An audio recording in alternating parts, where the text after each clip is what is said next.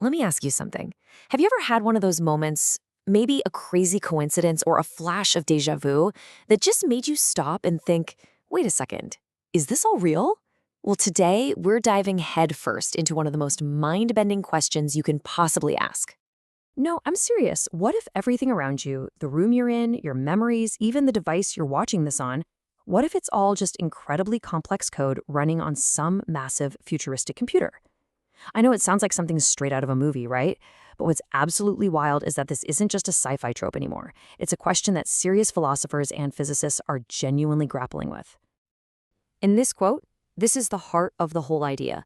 The thought that some civilization way, way in the future might be so advanced they could run simulations of their own history. And our present moment, well, it would just be their past. If they could do that and make it this realistic, how on earth would we ever know we were living inside one of their programs? So let's get into it, because this is way more than just a cool thought experiment. It really gets to the core of what reality is and what our place in the universe might be. Okay, so let's break down the actual logic here. This whole idea really exploded thanks to a philosopher named Nick Bostrom. He put together an argument that's so sharp, so logical that it's pretty hard to just brush aside. So here's the thing. The simulation argument doesn't flat out say we are in a simulation. That's not the point. Instead, it says that if you accept a few basic assumptions, then it becomes statistically, almost probable that we are. So let's look at those assumptions. Bostrom's whole case is built on these 3 steps. First, you have to assume that some civilization somewhere will eventually become posthuman, with technology that's just completely beyond what we can imagine. Second, that this super advanced civilization would probably want to run simulations of their ancestors, which would be us. And third, and this is the key, if they run even a few of these simulations, you'd suddenly have a universe where the number of simulated minds, like ours, would be massively, unbelievably bigger than the number of real minds in the original base reality.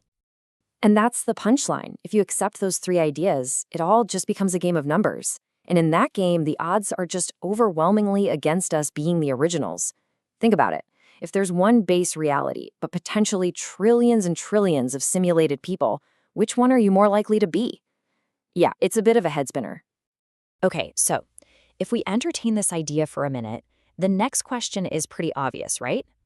Could we find the evidence? If our world is a program, can we find the bugs, the glitches in the matrix?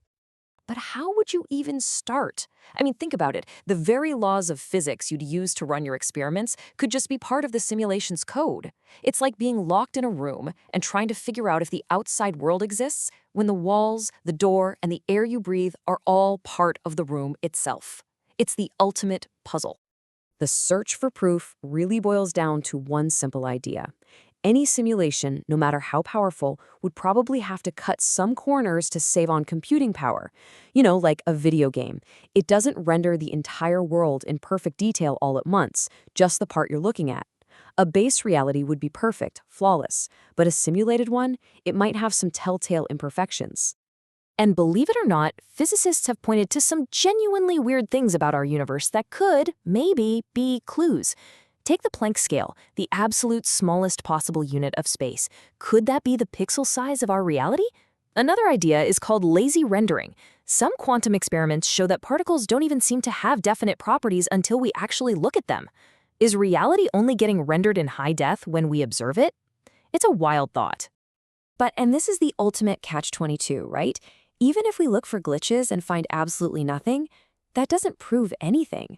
A perfectly made simulation would, by its very definition, be completely indistinguishable from base reality.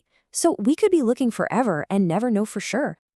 So let's park the physics for a second and just think about the philosophy of it all. Let's just assume for a moment that it's true. We are in a simulation. So what? What would that actually mean for how we live? It throws us into this huge ethical maze. Who are we supposed to be good to? The programmers who built this world? Should we try to figure out their rules and follow them? Or is our main duty to each other, to all the other simulated people in here with us? Try to make this experience as good as possible.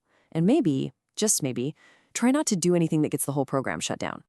And this is a really, really important point.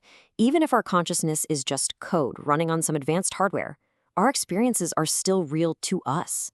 The joy you feel, the love, the suffering, it's all real. A simulated pain still hurts.